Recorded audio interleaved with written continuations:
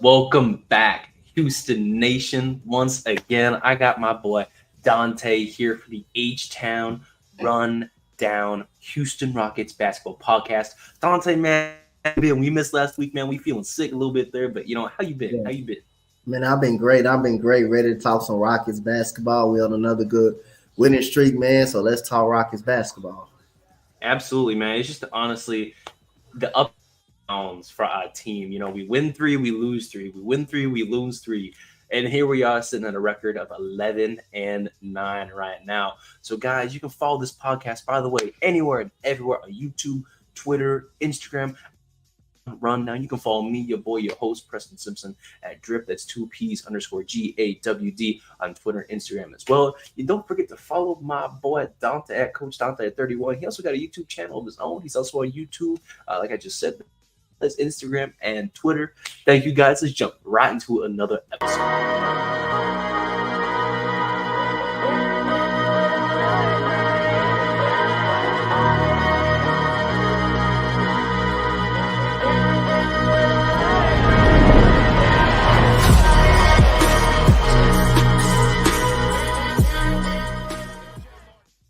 Hey, yes, sir. We are back. So here's going to be the Rockets rundown for the night. We're going to talk about the last most games that were most recent for the Houston Rockets against OKC, the Nuggets, and that grit and grind, disgusting Spurs game. And then we're going to jump into our finale for the resupply of the bench edition, point guard edition, Malcolm Brogdon, question mark. So let's jump right into it, ladies and gentlemen. The OKC game. We ended up beating Shai Gilgeous-Alexander, Chet Holmgren, by the way, who was another 7-footer that we will talk about later on. I cannot wait to trash him. We ended up winning this game 110-101 due to our efficiency, the turnover rate, as well as just completely out-rebounding them. Out in this game, Dylan Brooks ended up playing 40 minutes. He was our top player of the game with 23 points, 4 boards, 2 assists, and a steal. Shot 53% from the field, but like the most of our team, we did not shoot well from the three in this game. He shot 28%, but he made all free throws, which is important for a defender. I was very happy about that. Then we're going to jump right into Aaron Holiday. It was the holiday season, and he gifted us this dub with 22 points off the bench, had 6 boards, 4 assists, and a steal. Shot 61.5% from the field, ladies and gentlemen. This is a guy on a minimum. By the way, 61.5%. He shot almost 86% from 3, and he didn't get a chance to make a free throw at all. But it's the time that he did. He had these kind of stats in 27 minutes, just absolutely on the floor there. And then finally, we had Jabari Smith. He ended up having 6 points, 18 rebounds, a career high, by the way, and a couple assists to toss up in there. He ended up shooting 50% from the field, made his only 3 he took, as well as the free throw he made. Don, go ahead and break down this OKC game for us today and why we ended up winning. Well, we ended up winning this game. It was a great win for us. We talking about OKC coming into that game was the best offense in the league, was the highest three-point shooting team in the league. We held them to only 8 threes in that game. We defended the three-pointer very well, but we also knocked down 15 three-pointers and shot 45% from the 3. So we also did pretty well on the rebounding edge. We out-rebounded them by 17 rebounds. That's with Chet Holmgren in the fold because Jabari Smith was able to rebound. One thing I like about Jabari Smith in this game, he didn't score too many points, but 18 rebounds, that's a plus for us right there. And we had 28 assists. We had 28 assists in this game, and we moved the ball around a lot. We did have 21 turnovers. Didn't like the turnovers, but we forced OKC did have 9, but we had 26 points off those 9 turnovers that they had. So we did score points off turnovers that they had as well. And Aaron Holiday, man, I can't discuss how much I appreciate him. He deserved every right. When we talk about Amen coming back in the San Antonio game, he deserved every right to have those minutes because he's earned them. I mean, 6 for 6 from the three-point line, including some big threes, in that third quarter, in that fourth quarter when OKC was trying to come back, was trying to get back in the ball game. He definitely hit some big threes, and also, Dylan Brooks definitely in that fourth quarter started off with a three. He started out with 2 threes, one at the top of the three, one at the wing position at the three. So again, we won this game based off our rebound of Jabari Smith, and we held one of the highest scoring teams in the league to 101 points. That's how good of a defense that we played. We protected the rim pretty good, and LP was just taking Chet Holmgren's lunch money this whole game. He was. He was just putting them to work throughout this whole game. I mean, putting them in the post, doing spin hook shots over them and all that. Just give them a welcome to the league moment. Chet Holmgren, man, 21 points, 7 assists, 6 rebounds for LP, and like I said again, Jalen Green, 15 points in this game, but he had efficient shooting. Tari Eason also, let's not forget about him. Had some big threes in that fourth quarter, 2 big ones in the corner in that fourth quarter to help seal pretty much the game. But definitely against the best young team in the NBA that people would expect. We got one of those young teams too, outside of Fred VanVleet. Then we're part of that young core too with OKC. So right now, hey, we want to know against OKC. OKC is very promising. But for us, we may be more promising, a little bit more promising almost than OKC, but we hope we keep this on the right path. But this is a good performance to send a message to say, hey, these Rockets, not playing. These Rockets are really a different team than what they showed the last 3 to 4 years without having a veteran point guard that can lead the locker room like a Fred VanVleet, who also hit a big 3-pointer in this game as well. Didn't shoot well, but guess what? You got 9 assists out of him, though. Fred VanVleet, he's not going to shoot well all the time. He's going to shoot some shots. I'm okay with that, but he's going to play good on the defensive end, and he's going to go out there, and he's going to fight for the team. He's going to go out there. He's going to get him a technical every now and then, and guess what? He's going to go out there and be a veteran leader and get on guys' ass, and that's what we definitely needed. But a good start against probably – the highest scoring team in the league that's coming in, the highest 3-point shooting team coming in the game, and we was able to shut that down and outplay them throughout every quarter. Yeah, from the beginning, from the start to finish in this game, it was just really close. I just love the intensity that our guys brought, and then just the bench in general.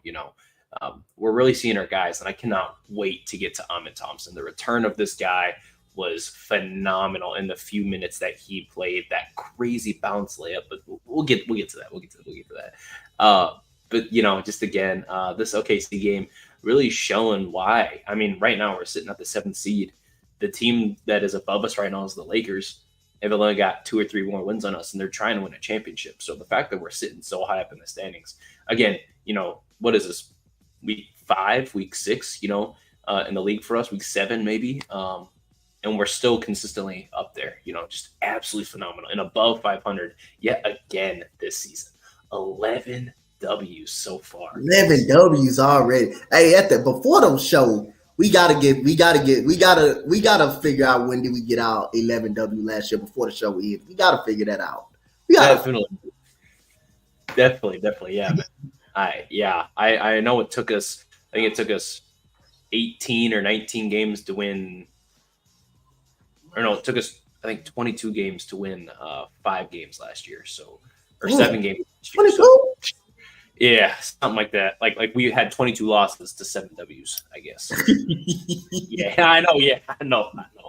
But we ain't the Wizards this year. We got more than one win. We ain't the Pistons or the Spurs. I can't wait to get the Spurs, man. Yeah. Matter of fact, let's jump right into the next game. All right. We talked about OKC. We won. Shai Gilgeous did his thing, but, Chet had his welcome to the league moment. And Alperen Sengun, Alperen Sengun did Alperen Sengun things, but I just think that these 3 players were the most important factors. Alperen did his thing, but, these 3 were, these were really our guys. I want to get to one more thing about that Shai Gilgeous-Alexander kid, one of my favorite players in the NBA. I thought Dylan Brooks and whoever was going to play some good defense on him. I mean, that dude just made some hell of a shots, man. Hell of a turnaround jump shots, hell of a driving to the rim jump shots. It's just nothing you can do about that when you playing such a great player that don't miss from the inside the arc. This dude literally don't miss from inside the arc. I mean, I thought we played some good defense on them. Excellent. There was some times in that game that we played great defense on them. Man, just made every shot he threw up down there. For real. Yeah, for real. Let's jump right into this next game here. We're going to talk about the Nuggets. I believe this is our final game against them. And AD, shout out in the chat, AD. Yes, sir. AD, yes, sir. Shout out to AD. Gotta love it when AD pops up in here.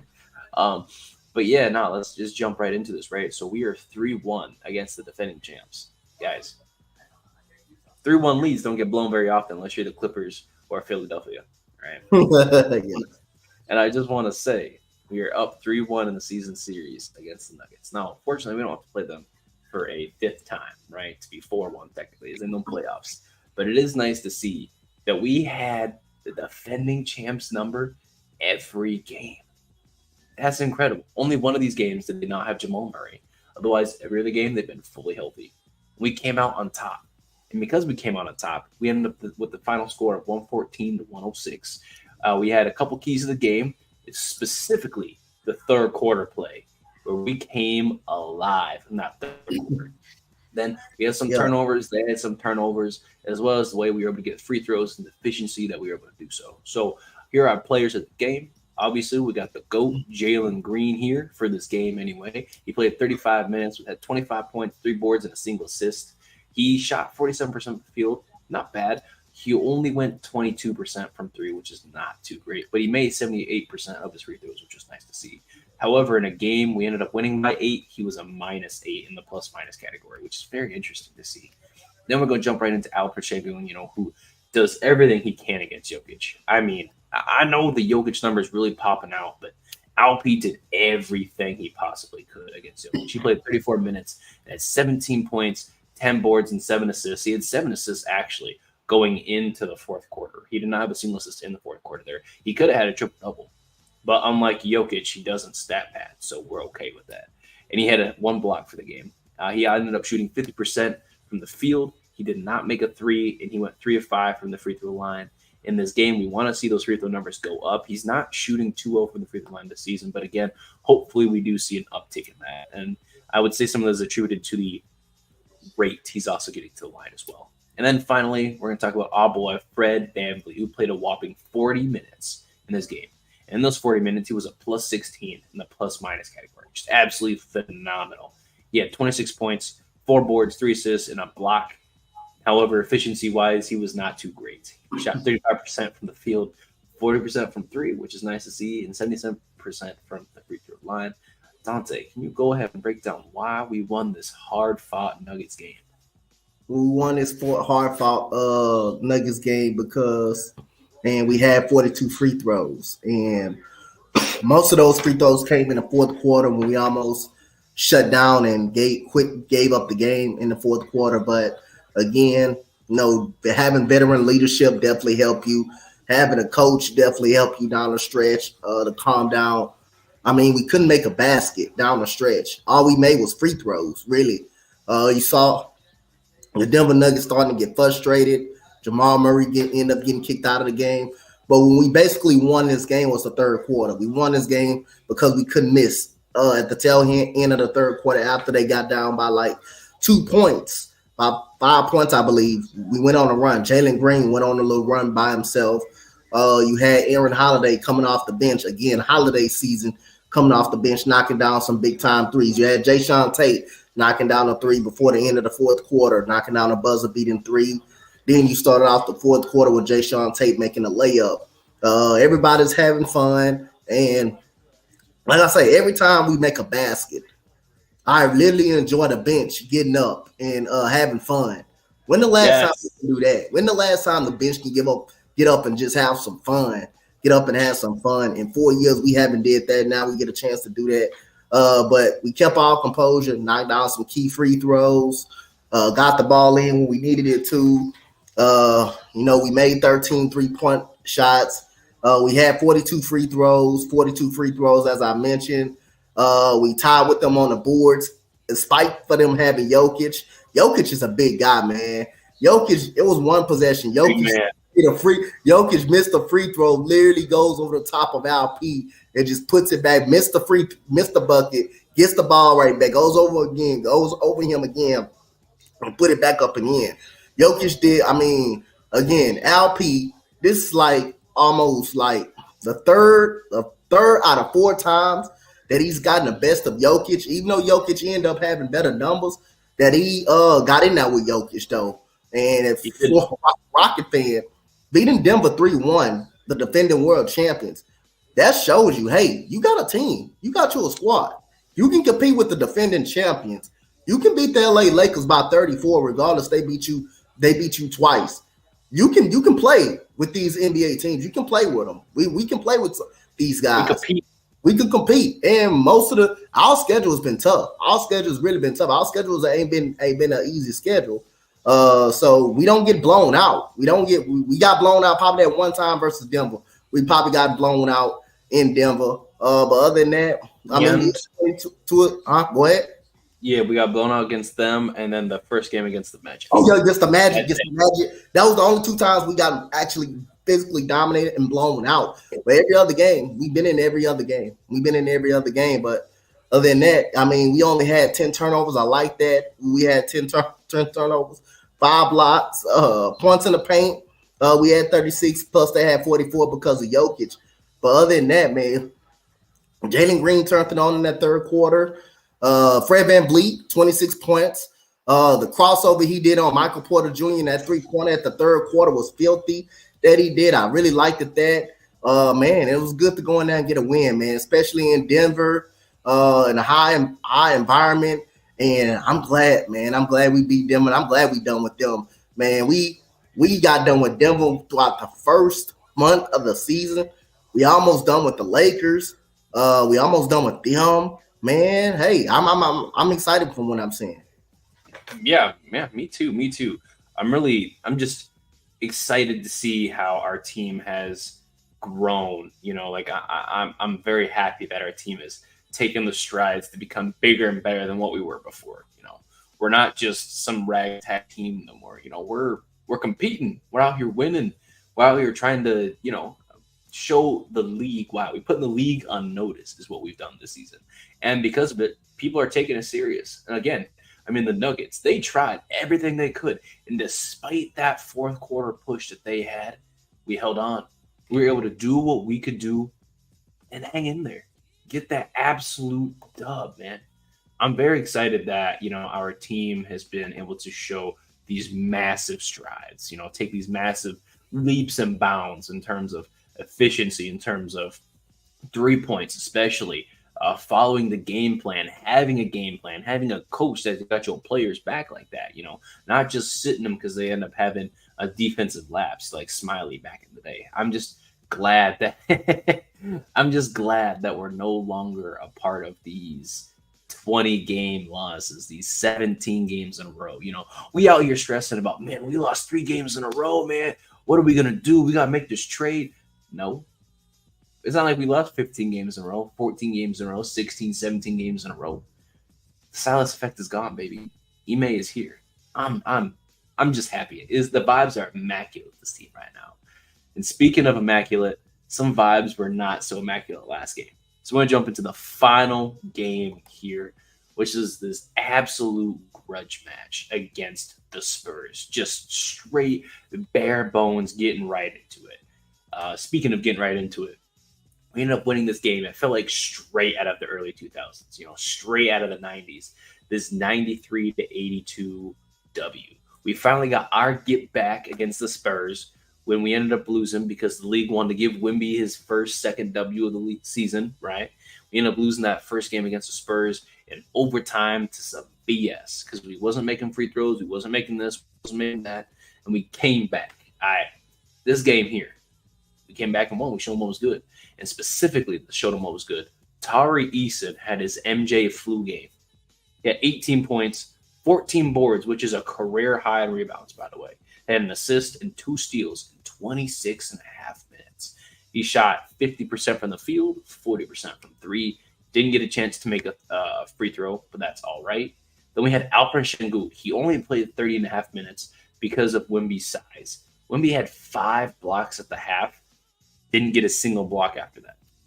He ended the game with 5 blocks, still insane, but he didn't have a single block after that. So Epley ended up doing 15 points, 9 boards, and 4 assists with 2 steals and a block.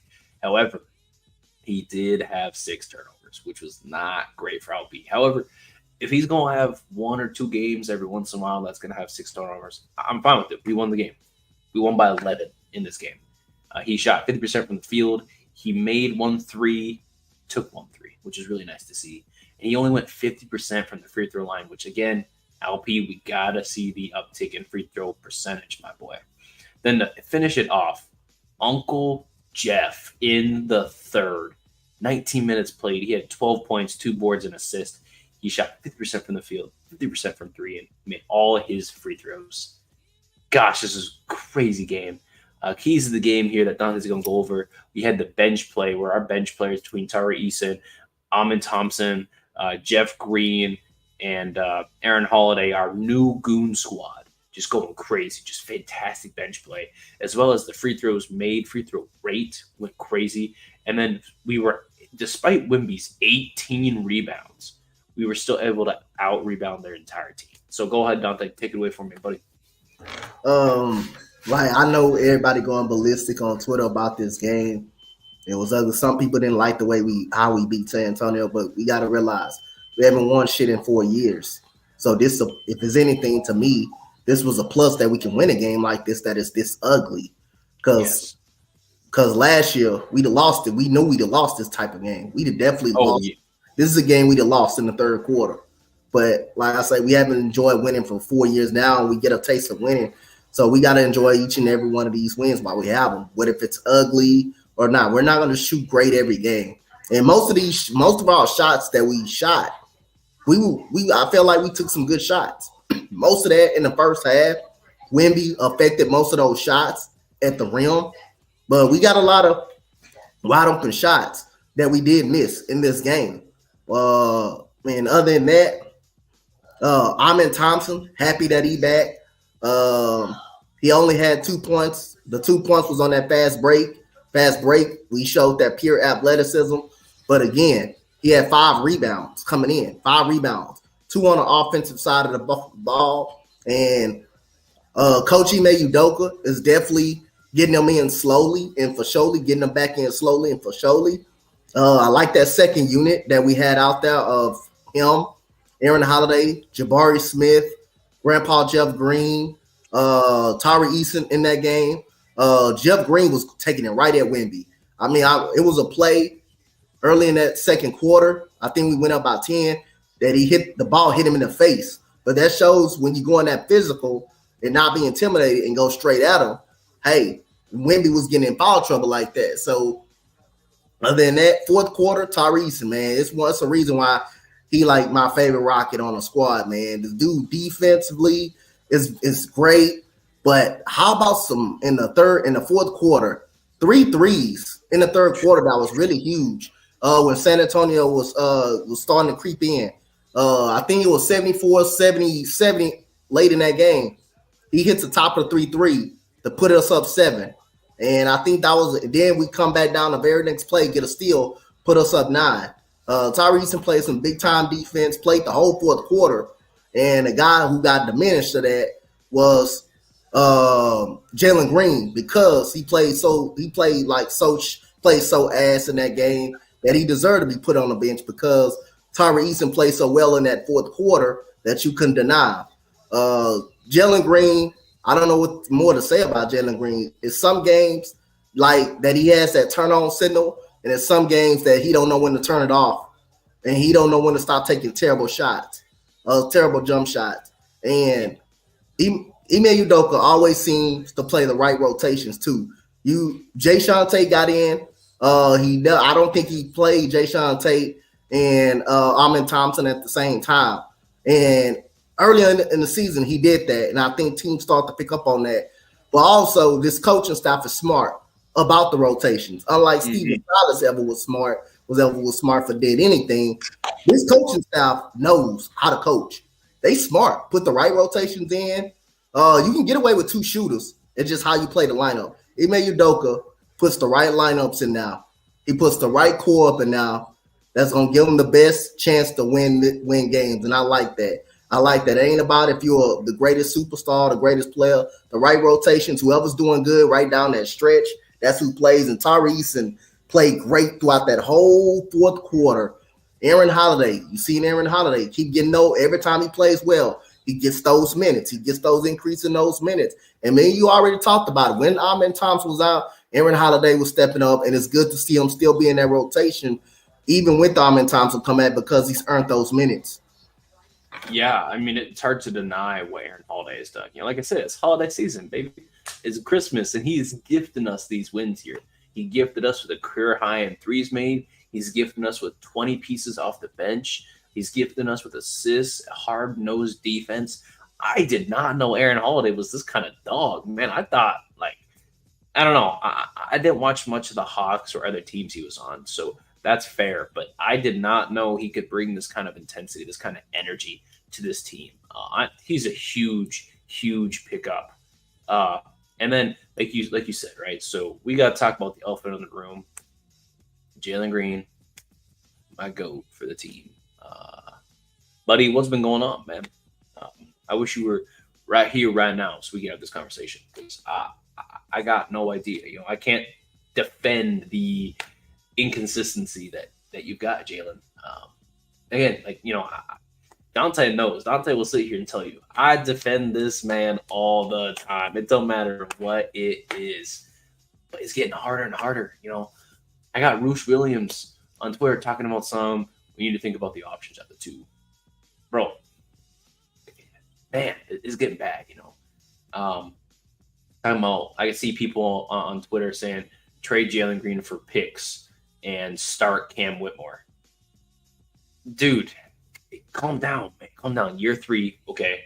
So, like we said, right, Jalen Green is going to be the toughest, the longest player to adapt to Ime's system. That's what it is. That's what we're witnessing it right now. We're witnessing growth in certain aspects, but I hate to say it, some people have said it before me, so I'm going to repeat them. It looks like he's the same player last year, same player that he was the year before that. It does not look like he's had much growth. He's had games where it looks like he's grown. He's had games where it looks like he's showing these flashes of growth and exponential potential. But then there's games like this where he goes 2 for 10. His 9th shot of the game came in the 3rd quarter, I believe. And it was the second to last shot before he got benched after a terrible layup. He took the shot, right? So we missed a 3. I forget who got the rebound. He got it back to him, right? He drove in on his defender. And instead of passing it out to the wide open guy at the top of the key, he danced around, couldn't get by his defender, and then took a step back mid-range like he was DeMar DeRozan. That was an ill-advised shot. That is not something, especially if you are at that time 2 of 8, right? You don't go 2 of 9 off a step back shot. That's like something you do in the rec, where you're like, man, I'm missing, so I might as well just throw that thing up there.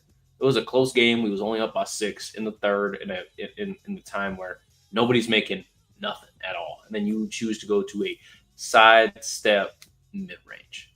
That is not at all what we need to be doing, Jalen. Unfortunately for you, I'm not a fan of that, my boy. So I do hope that the efficiency increases. I do hope that we can see some consistency, right? I mean, you got Ime Udoka as your coach. He made Alperen Şengün a defender. He should be able to make you a scorer, okay? It's not that hard, man.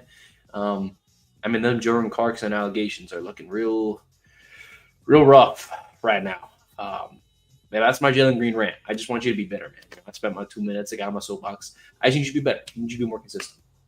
Yeah, and we expected more about him for Jalen Green. We don't expect him to not be playing down the stretch. We don't expect you to be shooting up terrible jump shot after terrible jump shot. You should not be. You should not be. It's unacceptable. And like I say again, it's glad that we got a head coach up in here that don't play any type of games at all. With Steven Silas, he can get away with that.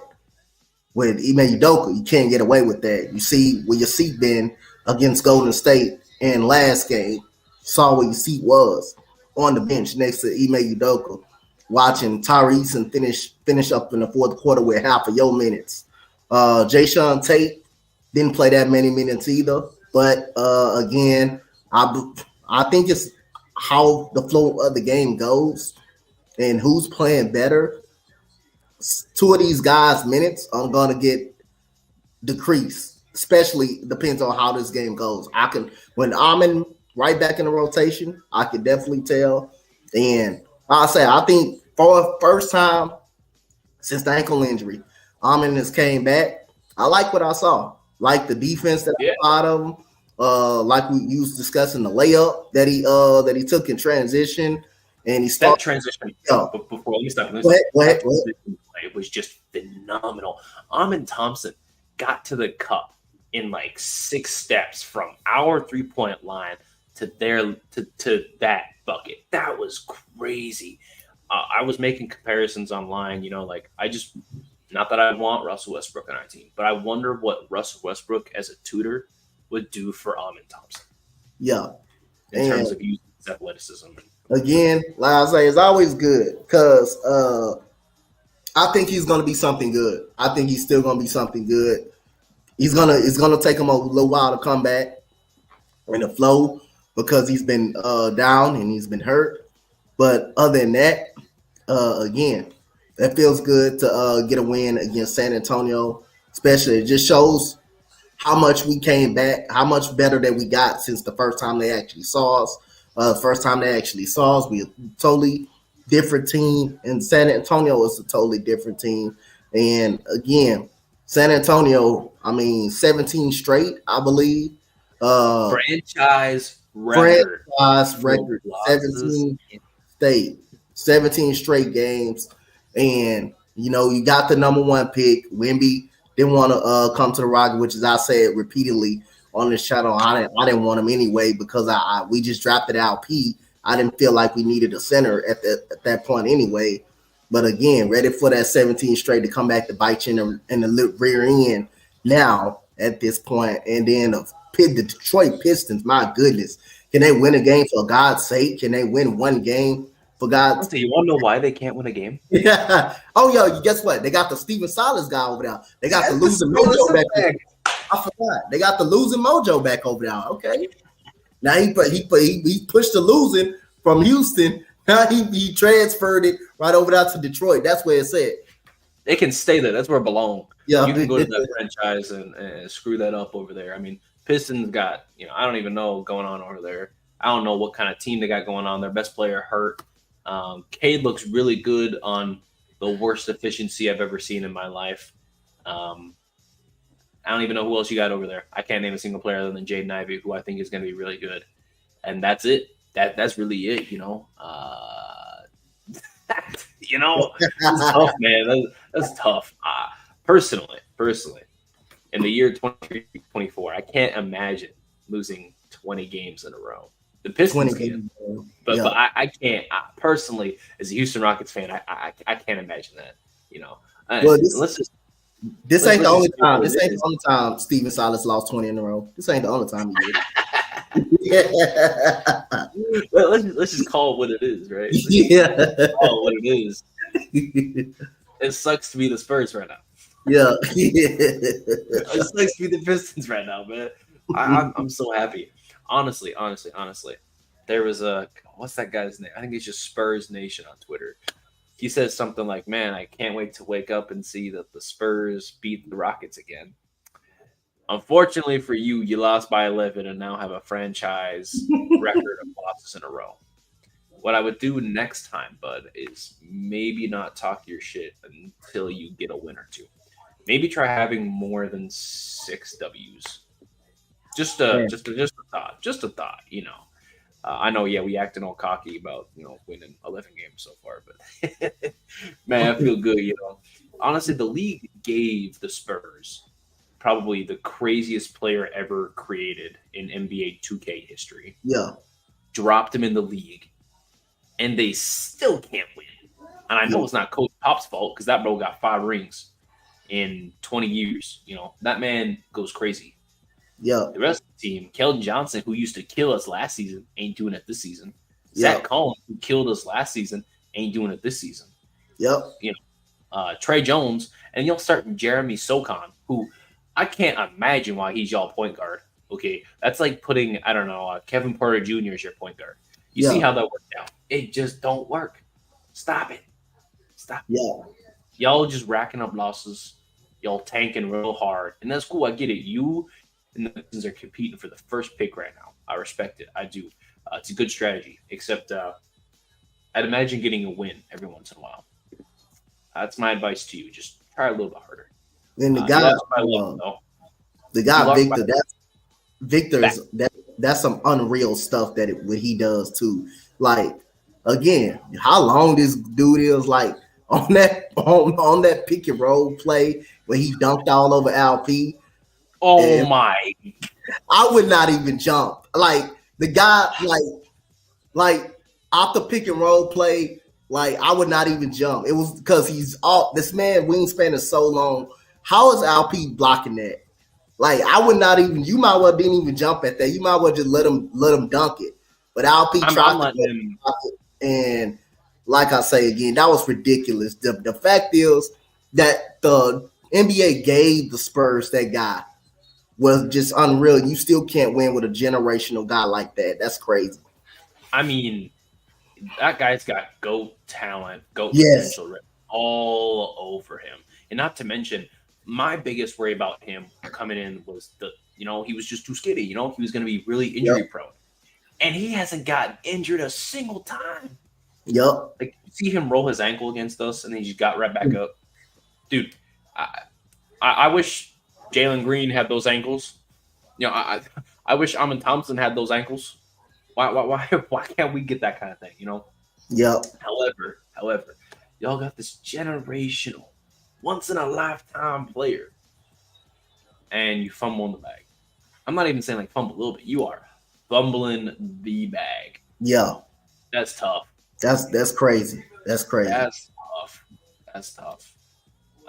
Dante, I think that's really all we got to talk about with Spurs. Except that dunk, right? He had, that was crazy. I would give Wimby his props on that one. I'm not gonna lie, LP. If I was you in that moment and I would have seen the Eiffel Tower coming at me, I would have just stepped aside and said, blocking that. Oh, hey, get your 2 points. But LP a competitor. Yeah. LP knew going up. Like, you can tell he's like, damn. Right as he jumped. I mean, look, even the photo I got of him right now. That's how he was like. He's like, damn, yep. He took it like a man. He took that facial like a man. No, he took that like a man. And I respect that. Couldn't be me personally, but I do respect.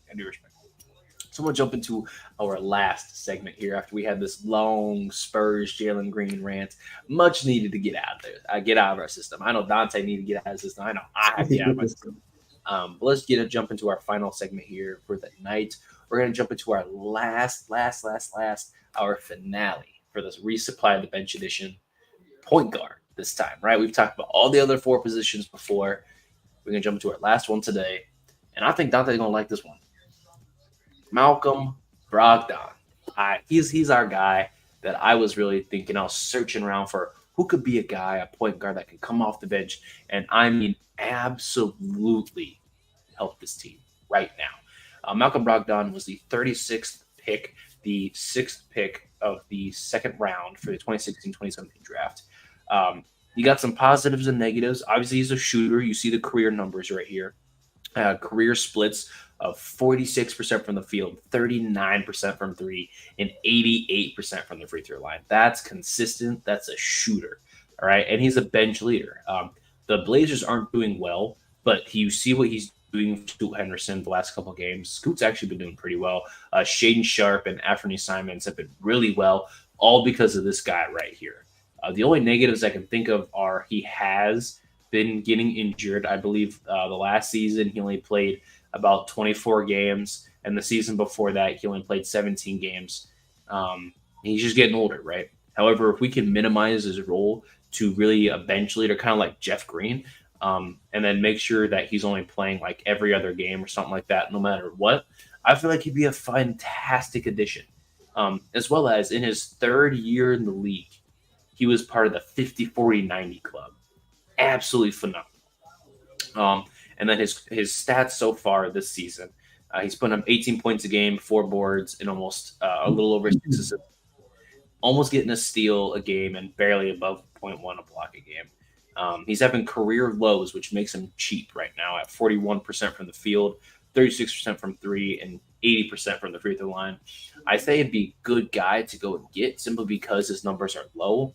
The Blazers are looking to just get picks back, and we can buy low on a guy that's going to be able to produce really well. I mean, we saw what he did for the Celtics while he was healthy. He was huge, huge for the Celtics. They got him for like a bag of chips last year. I was so angry when they got him.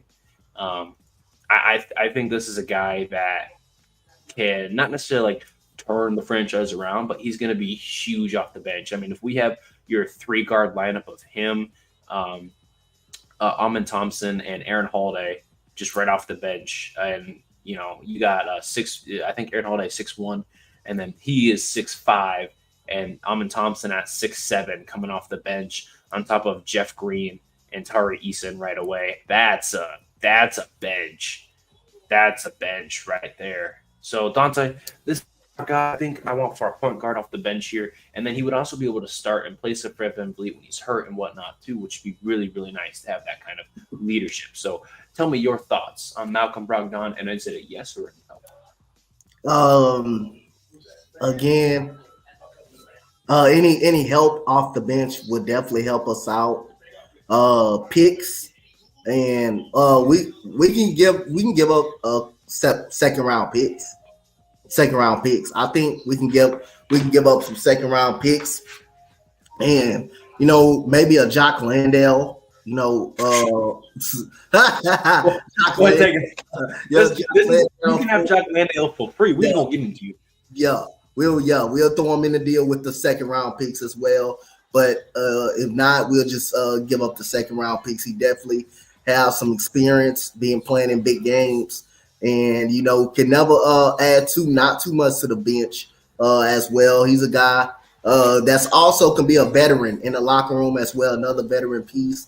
Also, when Fred VanVleet, is out, you got another guy that can come in and help out as well. But I love the way Aaron Holiday playing too, though. So think about Aaron Holiday can handle a load coming off the bench. But other than that, Ime Udoka is so much of a good coach. He knows how to put the lineups out there. He knows how to put the lineups out there that can help the lineup make the lineups work as well. So yeah, I would love Malcolm Brogdon coming off our bench on this team. He will be a good piece for us, another ball handler, and Ime Udoka will definitely figure it out. He was a guy, I was stuck between him and Tyus Jones for the bench because I know in the offseason I really wanted Tyus Jones. I like Tyus Jones. I think still an outside shot that we make it try to get him in a trade or something or at the deadline or something. If we need a little point guard, I think it's his trade. Now you know how bad the Wizards are. I think they're going to start getting ready to come off some pieces in the trade deadline part.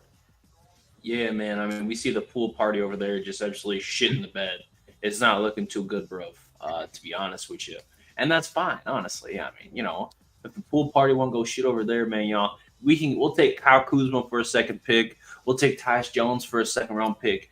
And in that, you can have Jock Landale and Victor Oladipo. Hopefully he's healthy. Good luck. And, yeah, I mean, at that point,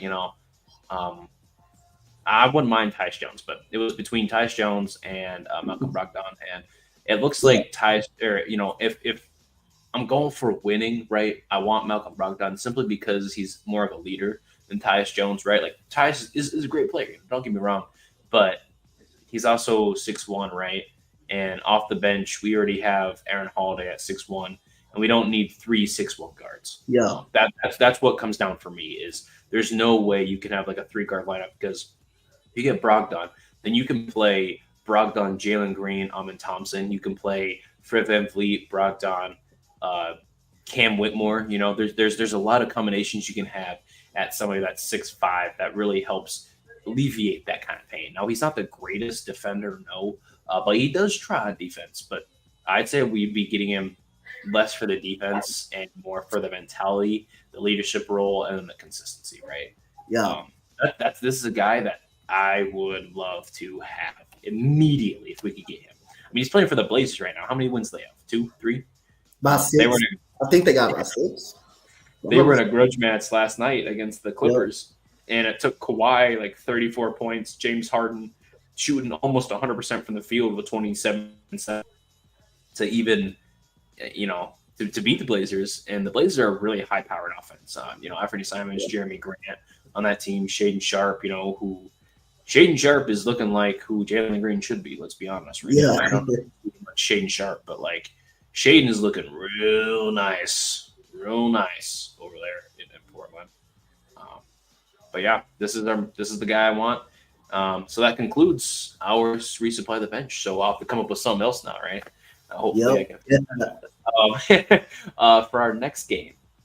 So for our next thing, I want you guys to comment your biggest frustrations about Jalen Green. What do you think the Rockets should do with him? I'm going to leave Dante with this question before we end. Should the Rockets bench Jalen Green for Tari Eason?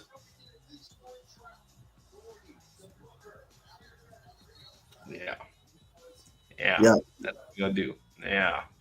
Either way, though, it's going to be fun to talk about. We'll sit with this, and then we'll bring that back next time. So, thank you, guys. Thank you for watching. Thank you for listening. You can follow this podcast here at the H-Town Rundown on YouTube. That's likely where you're watching right now, as well as Twitter and Instagram. You can follow me at Drip. That's 2P's GAWD at Twitter and Instagram as well.